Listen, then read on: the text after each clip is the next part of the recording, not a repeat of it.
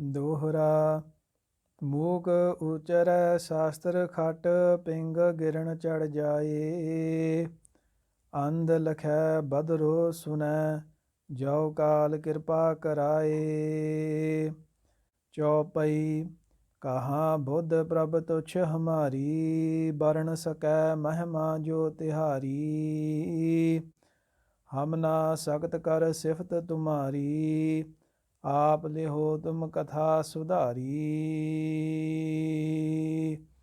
ਵਾਹਿਗੁਰੂ ਜੀ ਕਾ ਖਾਲਸਾ ਵਾਹਿਗੁਰੂ ਜੀ ਕੀ ਫਤਿਹ। Just as Sahib-e-Kamal ਧੰਨ ਧੰਨ Sri Guru Gobind Singh Ji Maharaj sought the blessings of Akaal Purakh before narrating the Bachitter Natak, their own autobiography, so too we seek the blessings of Akaal Purakh, Guru Granth Sahib Maharaj, Shabda Avatar Nirankar, and ask Maharaj to bless us that we are able to contemplate on and understand the Bani, the Dasam Roop as Sri Guru Gobind Singh Ji, the 10th form of Sri Guru Nanak Dev Ji, Maharaj himself gave to us. In the Bachitter Natak, which translates as wonderful play, Maharaj gives the Sevaks, the Sikhs, the Khalsa, an understanding of both their theology as well as philosophy.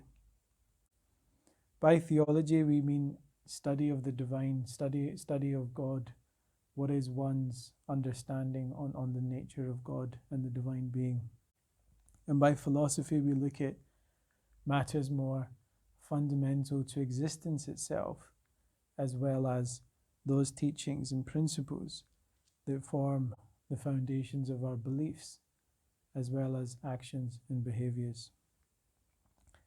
At the end of the Vichar today, we will talk about colonialism and how this has impacted our thinking even until today, as well as some of our practices. And we will also reflect on the teachings of the Guru with regards to how we can overcome the fear of death, as well as what the Guru instructs us is the true path to the divine. But today's Vichar, which will be the first part of our Vichar on Bachitter Natak, we will be covering just the first section of Bachitter Natak, which we can understand as that section which praises Akaal Purakh. Subsequently, we will talk about, on the next Divan, Maharaj's own Bans, their own dynasty, and the dynasty of the Guru that Maharaj gives us, the Gurus rather, that Maharaj gives us insight into. And after that, the third Divan will look at Maharaj's own avatar, their own life, the purpose for their coming into this world, and some of what Guru Gobind Singh Ji's battles and accomplishments were as per their own writings. Turning to the Bani of Bachitter Natak, Guru Gobind Singh Ji opens the Bani with the supplication, Ik Oankar Sat Gur Prasad. Ik, as we know, means one. Oang refers to creation. It refers to the creative, it refers to the preserving, and it refers to the destructive nature of our very existence. Collectively, these three forces were personified across the Indian continent as the deities Brahma, representing creation, Vishnu, representing the preserver, and Shivji, representing the destroyer. And the majority of the continent was engaged in either the worship of these entities directly or the sub-deities that came from them. And what Guru Nanak Dev Ji taught to us through Ik Oankar, that not just these three deities, not just the force of creation, preservation and destruction, but actually all that is within Maya, all that is within the creation, and all which is within the temporal world, is the cause of that one being. And Ikonkar does not give to us the notion of a static creator, rather a singular divine entity that is active, that is immersed and engaged with creation. Sat Guru Prasad, the knowledge of Ik, truth, and the prapati, the becoming one with this Ik, is obtained through the path of the Guru. At Bachitter Natak Granth Likhite Sri Mukhwag Patshahi Dasme. Guru Gobind Singh Ji writes the name of the Bani and narrates that this Bani is from the mouth of the 10th Guru themselves. In the opening supplication of this Bani, Guru Gobind Singh Ji writes, Namaskar Sri Khadga ko karo suhit chit laye, Puran karo granth e tum mohe karo sahaye. Maharaj offers their respects and their prayers first and foremost to the Khadg, which is another word for the Khanda. And Maharaj seeks the blessings of the Khanda for the completion of this Granth. Now, reference to the Khanda is highly symbolic, and this represents many things and has multiple meanings, some of which are as follows. The Khanda represents the very nature of creation itself. In Japji Sahib, we read each day, Eka Mai Jogat Vyai Ten Chele Parvan. That Guru Nanak Dev Ji, in describing the nature of creation and how creation came to be, speaks of Mai in the feminine form, and how that feminine form, through the three entities that we discussed earlier, Brahma, Vishnu, Shivji, created Maya, created this world. And in the way in which Guru Nanak Dev Ji describes the feminine as Maya, this world, Guru Gobind Singh Ji, using a very similar description of how the world came to be from essentially Shakti, essentially energy, in the form of the feminine, Maharaj takes the example of the Khanda. In Chandi Diwar, Maharaj says, Khanda prathame saj ke jin sab se sar upaya. The Akaal Purakh, the timeless being, the one divine being, who we can also call Ik, in the process of establishing this temporal world in creation, first and foremost created a Khanda. And Maharaj says that it was from that Khanda that Shivji, Vishnu, Brahma, Durga, and many other avatars meaning personification, or rather manifestation of some of the divine entities and deities. Maharaj says each of those came following the creation of the Khanda, and that Khanda itself came from the creation of Akaal Purakh. And when Maharaj there performs a supplication at the start of Bachitter Natak, appealing to the Khanda, Maharaj is in essence appealing to the very source of power and energy through which this world came to be. The Khanda is also the insignia, the flag of Akaal Purakh, of Paramatma, as and when they come into this world. In Chaupai Sahib, we read of descriptions where Maharaj describes Akaal Purakh as Kharag Ket, the who has the Khanda bearing on their battle standard. And it's very significant that in the Panth, our own Nishan Sahibs, we bear the Khanda as our mark, just as Guru Gobind Singh Ji describes and praises Akaal Purakh, because what we find throughout the Bani and teachings of Guru Gobind Singh Ji that the philosophical source of many of our traditions and practices are rooted in the theology and philosophy given to us by Guru Gobind Singh Ji.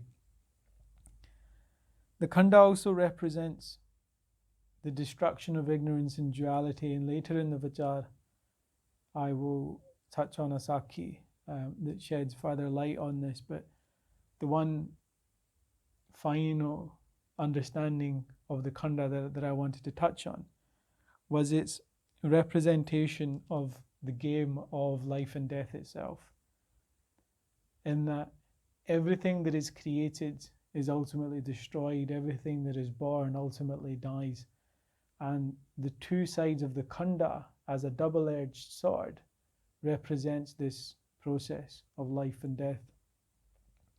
And it is why in the ceremony of Khande Bate da Amrit, when new recruits are initiated into this Khalsa,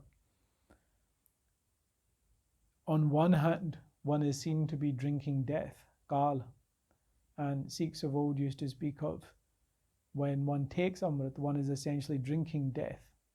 But on the other hand, one is being reborn into the Khalsa, and we see therefore this symbology of the Khanda extending into the very important ceremonies and symbols that we have in the Panth today. Guru Gobind Singh Ji then goes on to the next verse in the Bani, Sri Kaal Ji ki Ustat, which is written in the Tripangi Chand. I recall when I first read this Bani, seeing Sri Kaal Ji ki Ustat written in my ignorance, assumed that there must have been some mistake in the printing, in that the era, the A must have been missing, and what we were really looking for was Sri Akaal Ji ki Ustat. But this simply represented my lack of understanding of Guru Gobind Singh Ji's philosophy. Kaal is often translated as death, but as we said, it actually refers to life as well. In the opening verses of Akaal Ustat, which is the second Bani in Sri Dasam Guru Granth Sahib Ji, the Bani, the Granth rather, of the 10th Guru, Guru Gobind Singh Ji says, Akaal Purakh ki racha hamne, that I am under the protection of Akaal Purakh. Sarbalo di rachya hamne, that I am under the protection of the all manifest light. Sarvakal ji di rachya hamne, that I am also under the protection of Kaal. And Sarvalo ji di sada rachya hamne, that forever Sarvalo, which is light and also iron, Maharaj says that they are forever under the protection of Sarvalo. And what Maharaj does in that Bani is establish for us the concepts of Kaal and Akaal, and that ultimately they are not different from one another. In the same way that Akaal Purakh refers to the timeless, infinite being, Kaal simply refers to the manifestation of that in a world that does exist of form and matter. And it is also temporary nature of this world that sheds light on infinity and a greater truth that exists outwith of the realm of birth and death. And therefore, it is this Kaal, it is this existence that Maharaj says in the Chaupai Sahib that Brahma, Vishnu and Shivji were created. And we read this every day as part of our Nitnem in Chaupai Sahib and in Rera Sahib.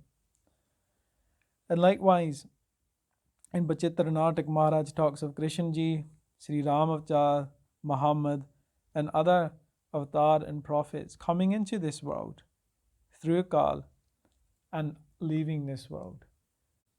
And the rule of Kaal is at times also described in a way that is identical to the will of Akaal Purakh, because ultimately Kaal represents the unmanifested primal being.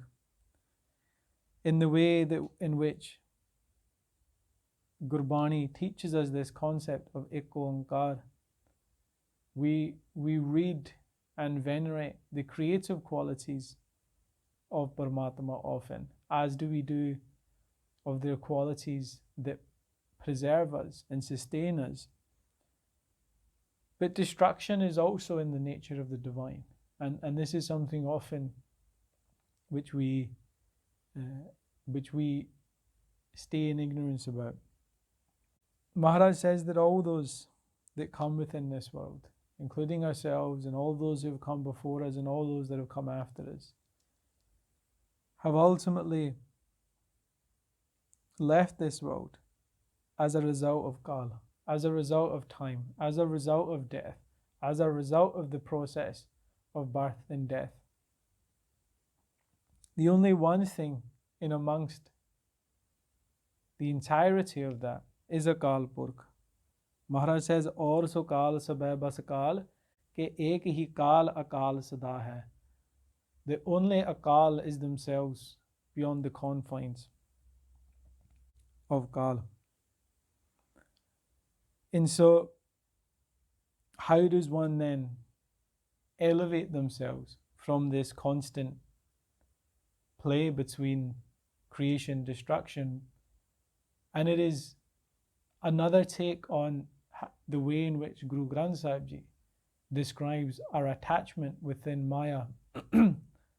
Maya made of the three qualities, Rajo, Tamo, Sato, and the way in which we, in our minds, regularly through the day, traverse these qualities, move our minds through a state of laziness, to activity, to drive, to attempts to grow our own power and influence, to attempt sometimes just to simply be in a more peaceful, calm state. The human mind constantly fluctuates these, and Gurbani tells us that these are the three forces of Maya, that in the same way we have three entities that represent the nature of Maya as Shivji, Brahma and Vishnu, that in the same way our very minds, our thoughts and our existence is also shaped by these three forces. But in the way that Gurbani tells us that there is a fourth state of Sahaj, there is a fourth state of poise, where one is intuitively merged with the divine while living within this world. In the same way, Guru Gobind Singh Ji tells us that the only way to elevate oneself from Kaal, to escape from Kaal, is Jana Namatako Ocharo Ubare. That only those who have taken your Naam have been saved. And this is the Satanam that Guru Nanak Dev Ji tells us about in Mool Mantar. This is the Jap that Guru Nanak Dev Ji tells us in Mool Mantar. So too does the Bani of Guru Gobind Singh Ji bring that same message of Naam, and the purpose of this human life being to, through Naam, merge with Akaal Purakh. This is the message that Guru Gobind Singh Ji brings in their Bani as well. Yet Guru Gobind Singh Ji's Bani, reflecting the times, we look at the writings of Guru Nanak Dev Ji, the Gurbani of Guru Nanak Dev Ji and Guru Gobind Singh Ji. It is important to take note of history in between. In between we have the torture and execution of Guru Arjan Dev Ji and of Guru Tegh Bahadur Ji. And as Guru Har Gobind Sahib Ji raised the Akaal Takht, raised the Akaal Sena, which was the first standing army of the Sikhs, so too Guru Gobind Singh Ji recognized the need for instilling a spirit within the masses that could stand up to and fight against tyranny. And Guru Gobind Singh Ji therefore talks about creating those who Mukhte Harat Chit Mein Jud Vichar, that on their lips and within their mouth they will be contemplating on the one true name, but equally in their mind and their consciousness they will be engaged in the internal battle as well as the external battle. Maharaj also, in describing Kaal, gives a beautiful narration where the very imagery associated with Kaal speaks to the qualities of what it is to be a Sant Sipahi, the saint soldier, which is often how we hear of the Khalsa described. Maharaj says, Jure jang jorang kare jud korang, kripaned dayalang sadayang kripalang. Not only is Kaal forcefully engaged in battle and fighting many vicious wars, all the while they remain the treasure of mercy and compassion and are forever kind to their devotees and all that seek. That they are forever kind to their devotees and all that seek Akaal Purakh sanctuary.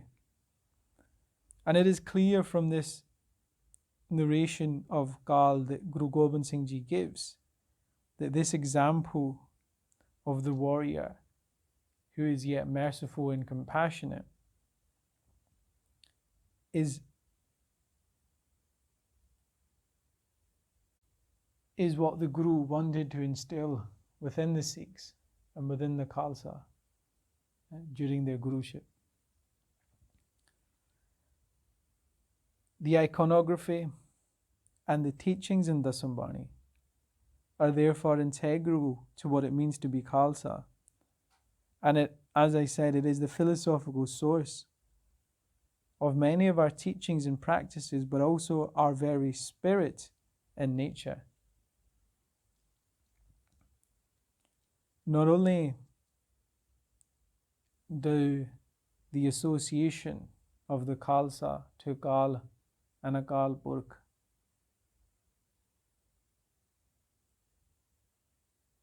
come up numerous times in Dasam Sri Guru Granth Sahib Ji. In Sri Sarbalo Prakash, the second great Granth of Sri Guru Gobind Singh Ji, we also read the famous verses of Khalsa Akaal Purakh ki Faud, that Khalsa is the very army of this Kaal that Guru Gobind Singh Ji describes as the compassionate warrior. In the Bani o Gardanti, which is contained within many historic Sarup bindings of Dasam Sri Guru Granth Sahib Ji, but was not included in the modern day print by a committee who was responsible for compiling various Baniya. Maharaj Ji describes and praises Kaal in the feminine form.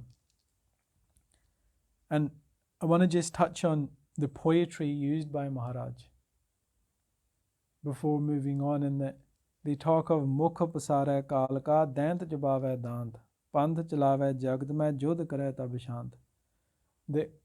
The mouth of Kaal, or Kalka if we want to see in the feminine form, but each relates to Akaal Purakh.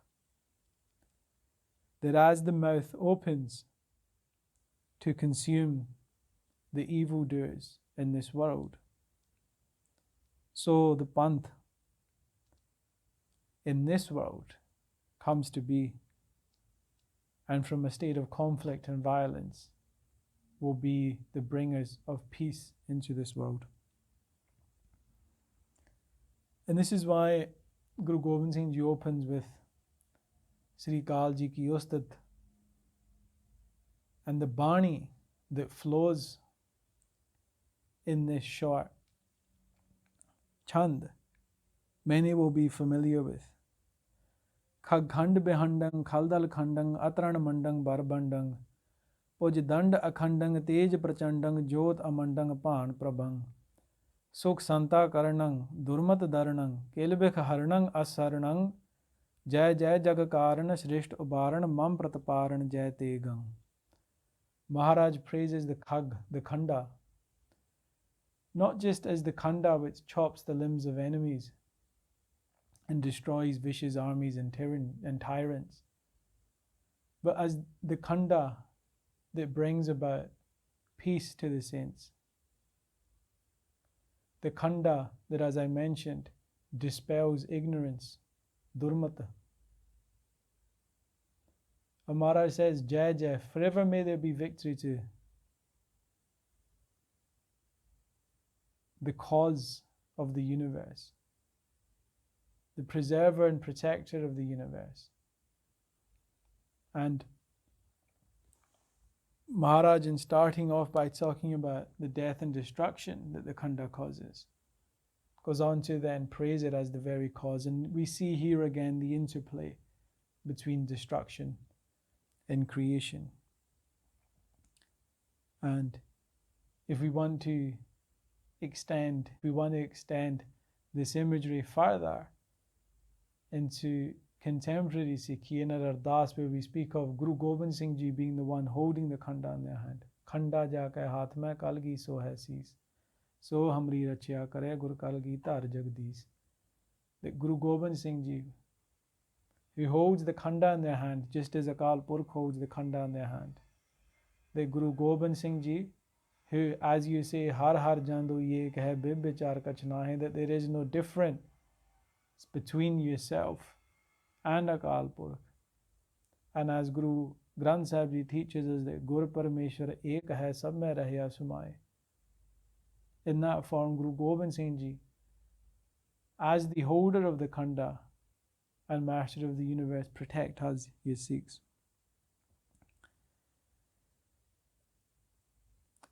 As Guru Gobind Singh Ji narrates further the praise of Akaal Purakh, Maharaj describes Akaal Purakh in both their Nargun form, which is a formless state, as well as their Sargun form, which is that form, which is, or rather, when we speak of Akaal Purakh being in the state of a form. Duality tells us that God as a person, or rather person-like in many ways,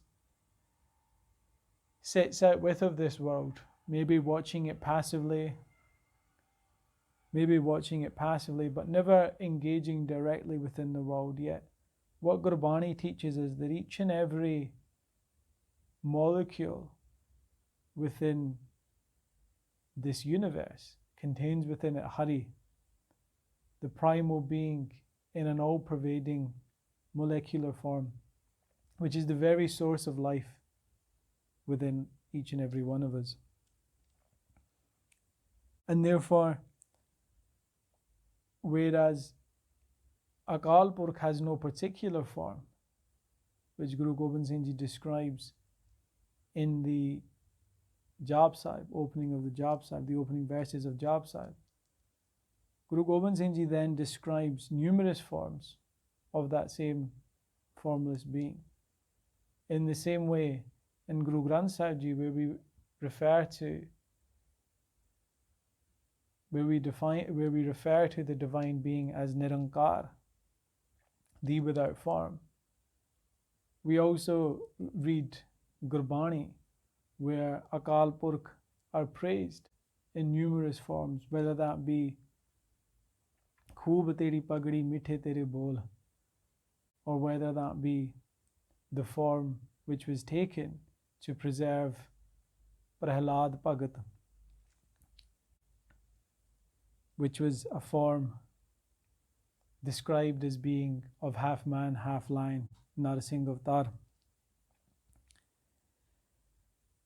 And this leads me to those that read Gurbani and read Dasambani, and those who with hatred and duality and perhaps ill intent read these Baniya and often speak of Guru Gobind Singh Ji, praising deities or praising false gods, or various other allegations are placed upon the author of this Bani, who the Panth accepts as none other than Guru Gobind Singh Ji, but also those that read the Bani and seek to create greater knowledge and awareness within the Sangat of what is contained within it. Guru Gobind Singh Ji is clear that Sada Ek Jyotiyang Ajuni Sarupam, the forever truth is that there is Ek Jyot, one primal light, which is beyond birth, and is the very form of birthlessness, in that it is self-illuminated, echoing what Guru Nanak Dev Ji teaches us in the Mool Mantra.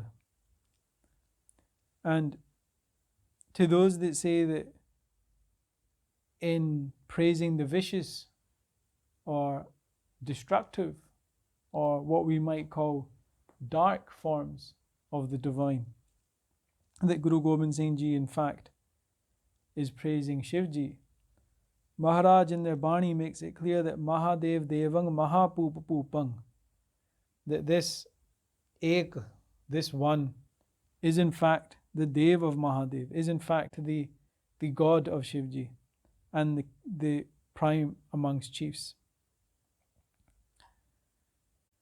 And, I'll speak of one of these forms that the Guru gives, where they say that Akaal Purakh Ji Surang Mal Rajang Lakhe Rudra Lajang Sube Char Chitrang Paramang Pavitrang, that around their neck they wear the skulls of conquered egotistical tyrants and kings. And this is very strong. This is a very strong image, which is often again associated with Shivji. But Guru Gobind Singh Ji says, actually seeing this, Rudra, which is another name for Shivji, themselves looks with fondness and greatness upon Akaal Purakh in this mighty form. And Guru Gobind Singh Ji calls this a beautiful form, and also says it is Paramang Pavitrang. Why? With the eyes of the world we may look and see that skulls, the death, destruction and blood surrounding it are horrible to our minds. But the spiritual seeker sees within that the conquering of ego, the conquering of tyranny, the conquering of that part of us and ourselves that we offer to the Guru, that take my mind, guide my mind, take my head, take my ego. And therefore those that want to misguide or mislead the Sangat, or maybe themselves are in such a state, will look to use this Bani as a means of taking people away from the message of Guru Gobind Singh Ji. We must actually put more effort into understanding it. There are even those that say that those who believe in Dasambani are themselves the followers of Shivji, are themselves the followers of deities and not believers in Akaal Purakh. They say that the Chand on the heads, you see in my dhummala, the Chand represents Shivji and the Chakar is associated with Vishnu. Yet Maharaj in describing Akaal Purakh says, Chamak Chandra Sisiyang Rahyo Lajai Isiyang, that seeing this Chand on the forehead of Kaal, of Akaal Purakh, of the great being, that Shiva themselves feel shy looking at the beauty of the one who created Shivji. And even of the Chakra, Maharaj says that Namo Chakra Parnang Aputang Payanang, the one who holds the Chakra in their hand, that keeps the Chakra on their body, is in fact Akaal Purakh. Yes, many of these symbols over time through India have come to be associated with many of the deities, but from whom did they obtain these qualities from, if not their creator themselves? And their creator is the very one who we look to worship and venerate. There are those who speak of, there are those that will speak of then, that in describing this form of Akaal Purakh, Guru Gobind Singh Ji is in fact describing a bigger form of Shivji. And Maharaj addresses this in the Chaupai Sahib very clearly, where they say, Mahadev ko kahat sada Shiv, nirankar ka chinat nehpev. And in speaking to those who say that Guru Gobind Singh Ji is in fact venerating a higher form of Shivji, unable to themselves break free from the confines of the Tre Gun.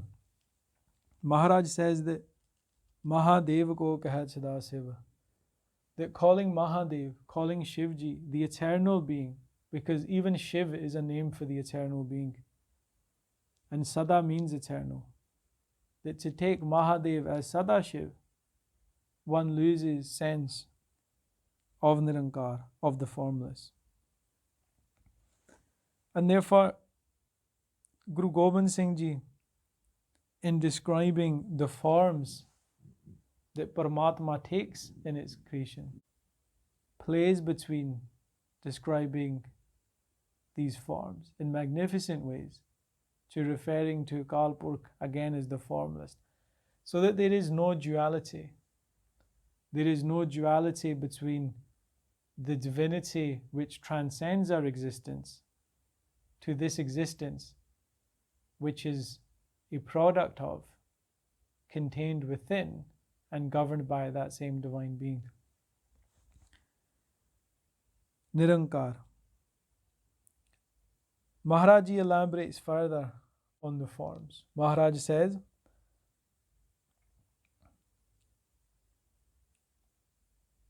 Kahun nar ko rupa dhare naresang, kahun devyang devtang dait rupang. That somewhere the formless will become a man, somewhere the formless will become a woman, somewhere a goddess, a devi, a god, or even a dait, a demon. And where we speak of god and goddesses in these forms, we speak to what in India are known as Devi Devte, essentially deities, who may represent one particular feature or aspect or element of the divine, but in themselves are incomplete, and often, as we read in Guru Gobind Singh Ji's Bani, in their own false belief that they are the divine, themselves lose track of the truth and suffer as a result. Maharaji says that the demons themselves, and we'll come on to this in later parts of Bachitter Natak, where Guru Gobind Singh Ji says that Akaal Purakh speaks directly to them before they're coming into this world, that the demons were created to destroy the egos of the Devte, who had the world worship them as if they themselves were God. But this understanding we should extend also to the present day, where we have those who do good, we have those who do charity, we have those who stand up for justice, and we also have those that do seek to cause us harm. We also have those that may harbour ill intent and malice towards us. Maharaj also tells us in Gurbani that the path of Gurmat, the Guru's teaching, can transform one jin manas te devte kiye, from a mere man into a deity. But whether one is a deity, whether one is a good being, or whether one is a bad being, they're not devoid of the essence of life, which is Hari, which is divine, and which is Ik. In the same way, Guru Ram Das Ji writes that each and every one comes into this world through the command, through the hukum of Akaal Purakh, the Sache Sahib, the true master. And when vich varta nanak aap jhoot kaho kya gani, when Paramatma is themselves pervading everywhere and in everyone, then who are we to call false? What can we call fake? On what can we pass judgment?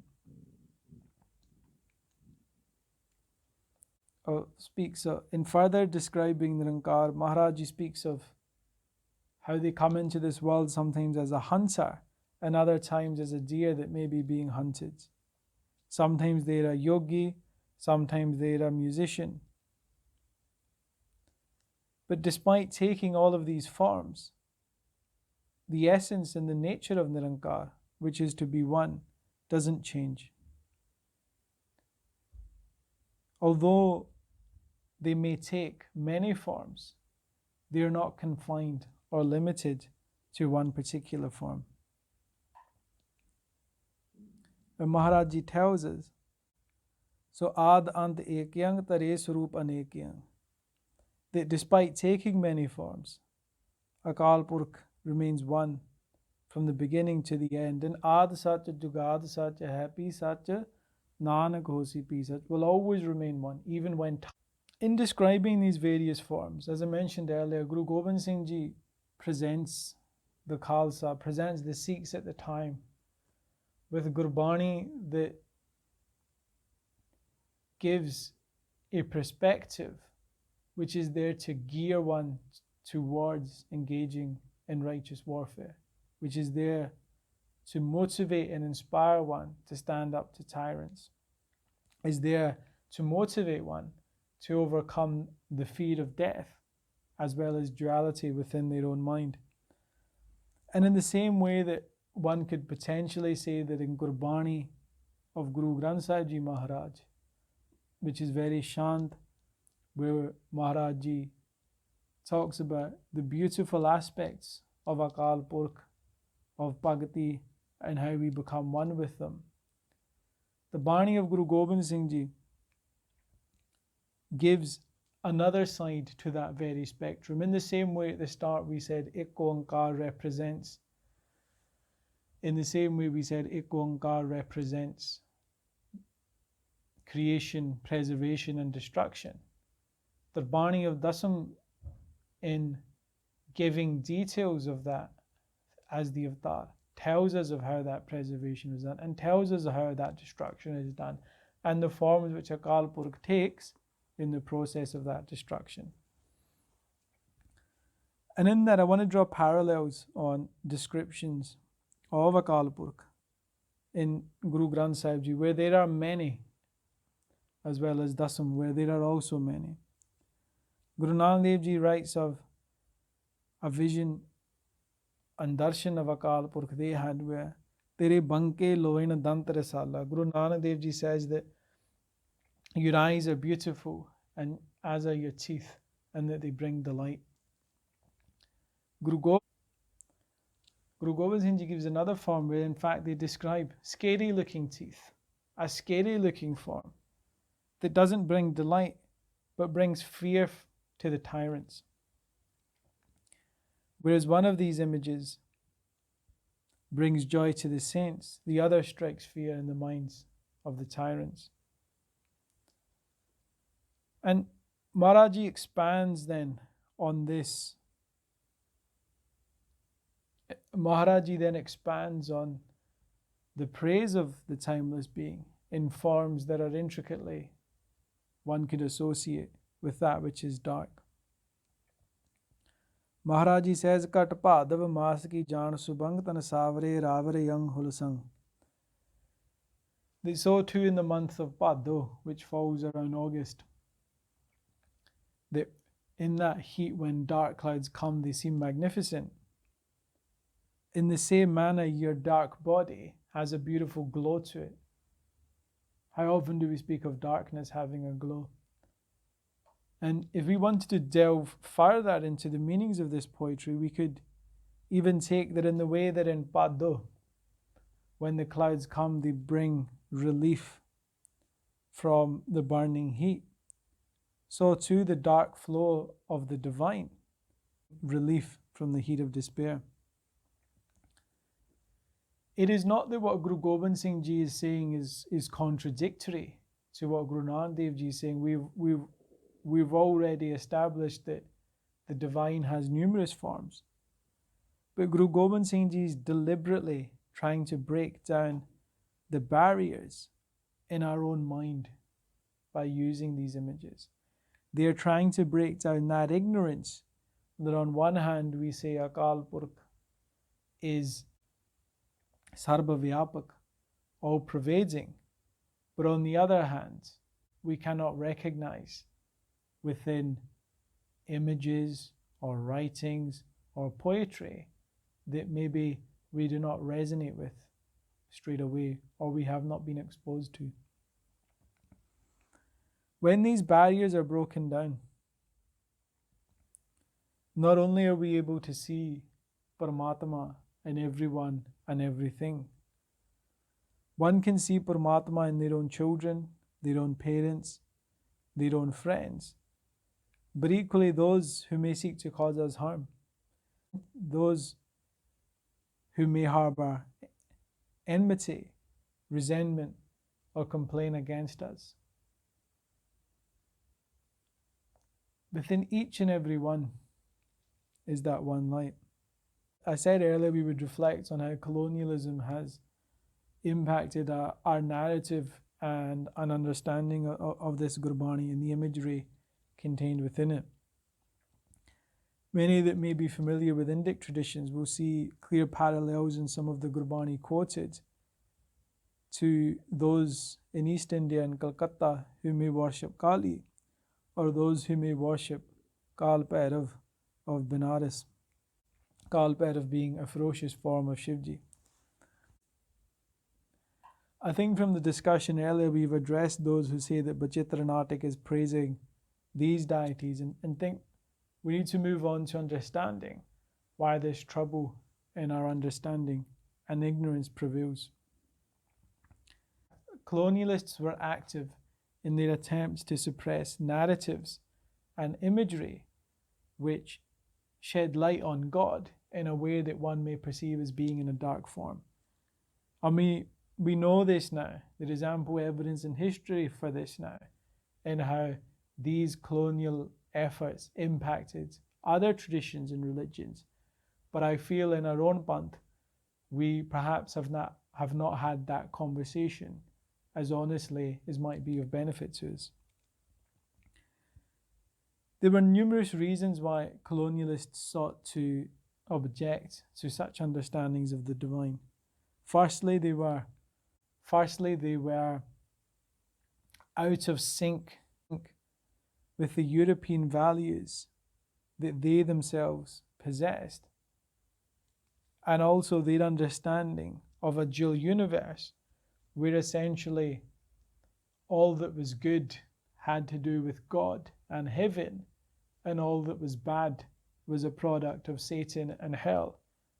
That in being unable to consolidate these two, they thought these definitions to be inherently demonic and evil. Coming from that duality, there is also a lack of appreciation for the creator and the destroyer being one. Means via which the suppression of worshippers was carried out in India. There was a recent exhibition at the British Museum where a lot of evidence in history was given for how even the depictions of Kali were banned, and what some took to doing as an act of rebellion was instead producing images of Lakshmi, who is the consort of Vishnu, but depicting her with dark skin. The understanding that the divine can have dark skin, the understanding that the divine can be feminine, while intrinsic to many Indian traditions, was entirely foreign to colonialists. And if we look at the way in which the thugs, those that worshipped Kali, were demonized and criminalized across India, and let's remember that Sajjan Thug was himself once associated with these same groups who established the first Dharamsala Gurdwara. We find many parallels between that and our own Panth. Ratan Singh Pangu in the 1800s writes of Aagai Nihang Khol Bua Hona Sang, that the Panth Khalsa has come. The Singhs have come, and one could say to their daughters that without fear or shame, open the door to your brothers. British narratives of the time present an entirely different story of the Nihangs essentially being murderous barbarians.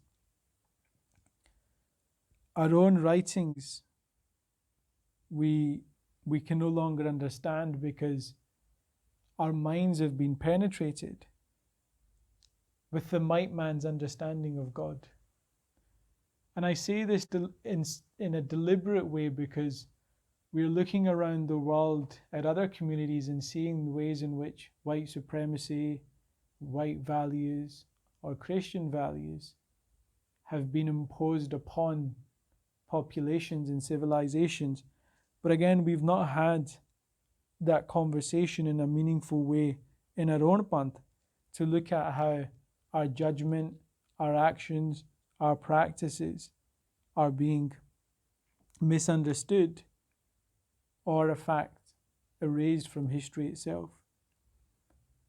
We often many Sikhs look at Hazur Sahib with disdain and criticism for the practices that occur there, but for me, I always get a strong sense both of Guru Gobind Singh Ji's presence, but also the strength of the Khalsa, which is strong there.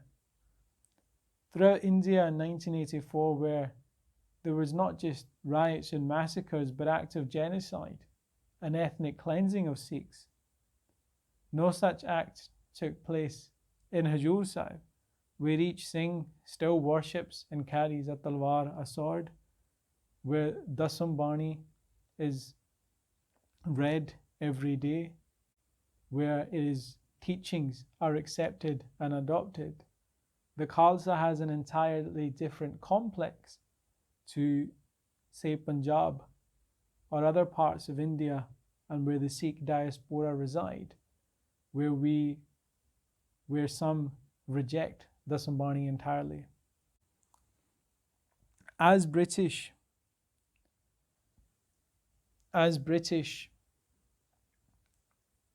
those groups who held close relations with the British regime came to power in Sikh institutions such as the Akaal Purakh, one of the first acts that was in fact done was the removal of the Prakash of Dasam Sri Guru Gobind Singh Ji from the Akaal Purakh. And why was this? It is because in the Dasam Granth, Maharaj says that this Bani is written for the purpose of what? Avar basana nahe prabh dharm jodh ke chahe. For righteous battle.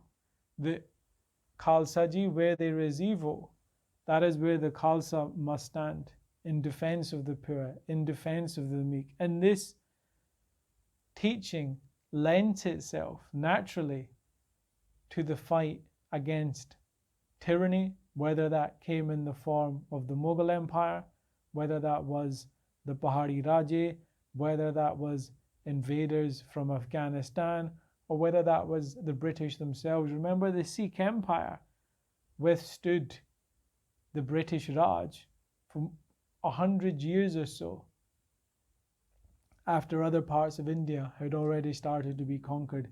It was the last kingdom of India to fall to the British Raj. And whether it was the Sikh army, whether it was the Akaal Purakh, the entire Panth stood in opposition to foreigners that sought to invade it. We also read accounts, British accounts, where the Gurmata ceremony, where the Panth would come together and discuss issues of pressing importance. And we read that the Dasam Badshah Ka Granth, the Granth of the 10th Guru, would be Prakash there. And this is at the times of Khalsa Raj, where Akali Phula Singh, their successor Akali Hanuman Singh, this is where some of our greatest generals of the Panth, whether Akali Baba Phula Singh Ji or Akali Baba Hanuman Singh Ji, held the Guru's Red, held the Guru's traditions with such might that the Emperor himself could be summoned to appear before the Akaal Purakh. So as a Panth, we must also look at some of the negative consequences that have occurred from the reforms that have taken place over the last 100 and 150 years.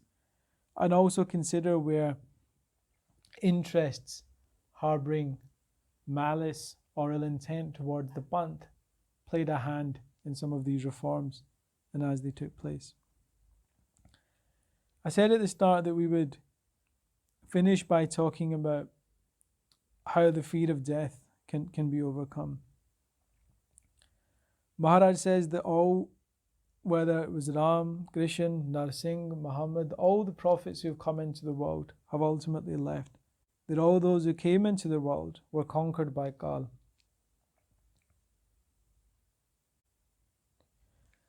And Maharaj says that, O mood, O foolish person, that which you cannot escape, Kaal, that which you cannot escape, why not seek its refuge instead? There is no duality here. Again, where Guru Granth Sahib Ji Gurbani teaches us that Nirgun Aap Sargun Piyohi, that Sargun Swarup or Paramatma is not just that which invokes a sense of light, joy, and happiness. It is also that which contains darkness, sadness, and death itself, because our Creator is also our Destroyer. And where we can take to the sanctuary of Akaal Purakh as our Creator, we can take also to the sanctuary of Akaal Purakh as the one who will survive, the one who will last forever. Aad Sach, Jugad Sach, Happy Sach, Nanak Hosi Pi Sach. As we leave this world and either come back in the cycle of birth and death, or in fact merge in complete oneness with that ik. Maharaj speaks against those that engage in other practices, religious persons that engage in practices other than the single-minded pursuit of oneness. They say, Pae paro parmesar ke jad pahan mein parmesar nahi. They say, oh fool, fall at the feet of Paramatma, fall at the feet of Parameshwar, the primal being, because Ishwar is also a name for Vishnu. In Japji Sahib, where we come across Gur Iswar, Gur Gorakh, Brahma Gur, Parvati Mai. But here Maharaj says, Parameshwar, the primal Ishwar, meaning the supreme divine being themselves. And the Lord is not within stone idols. As Sikhs, where the Guru taught us a path away from the worshipping idols, are we as a community positioned to spread our message in a loving way with our neighbours? And I think not. The Udasis, who were the original preachers of the Panth, who many will be aware of post-1920s reforms, were essentially excluded from the mainstream of Sikhi. Yet they are the oldest order in Sikhi, descending from Baba Sri Chand Ji, whose history with the Gurus is well documented. The history of Baba Sri Chand Ji, who in fact is often subject to much criticism from within our own community today. The fact that when Baba Sri Chand Ji went to Guru Gobind Singh Ji to continue the lineage of the path of Udasis, that Guru Gobind Singh Ji gave them their eldest son, Baba Gurditta Ji, speaks to Guru Gobind Singh Ji's acceptance of, support for, an active role in ensuring that the path of the Udasis continued. Udasis would travel not just from village to village in Punjab, but across the Asian continent, spreading Satnam and the teaching of Mool Mantar. Udasis would primarily go into mandirs and establish their base around them, but the teaching that they would bring was that there is one Ram in the Ramayana, which is the original history of Ram Avatar. There is one Ram in the idol, but there is one Ram inside you, and one Ram which is all pervading and existing within each and every living being. And through Ramanam, the Udasis would teach either the Mool Mantar or single shabads to the masses as they travelled spreading the message of Guru Nanak Dev Ji. And we've greatly lost this from our Panth today. Yes, the Gurbani of Bhai Nanak, who did discover and see and obtain the primal being from a stone, is included within Guru Granth Sahib Ji. But it is the love that Bhai Nanak had, the devotion and innocence that he had, that we are to learn from. Not that we are to learn from, that when one is in love with the primal one in such a way, they will become manifest everywhere. Maharaj also talks about those that practice austerities, those that keep different hairstyles, because remember they also say in Akaal Ustat that case tare na mile har pyare, that yes, as the Khalsa we have hukum to keep our uncut case, but this alone will not take us to Akaal Purakh. And in the same way Maharaj says that many other practices, hairstyles, austerities will not take one to Akaal Purakh. Circumcision will not take one to Akaal Purakh. It is Preet kare prabh payat hai. Through love for Akaal Purakh, love for each other, love for creation and all forms of Paramatma, one will obtain that Paramatma. Just as Guru Gobind Singh Ji says in the Svaiye, Jin prem kiyo tin hi prabh payo. And it is not an attack on other religions, the practice of other religions that Guru Gobind Singh Ji is engaging in. They make this very clear. They are saying that religious practice, religious forms, religious practice, religious disguises can actually play a role in taking individuals away from the truth. And that truth is that the Parameshwar is all-pervading, not contained within one form, let alone one particular idol. And that one being should be pursued within us in the way that Maharaj says, Man mandara tan ves kalandar katihi tirath nama, that make our mind that mandar and make our own heart that tirath, that place that is virtuous to cleanse oneself at. And in the same way Maharaj says, through following practices of prescribed religion, in this case taking circumcision, one will not get to God in this way. One will only get to God through love.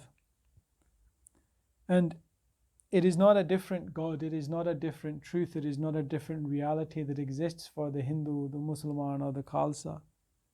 Guru Arjan Dev Ji says that Kaho Nanak Gur Khoye Param, that the Guru has eradicated this doubt.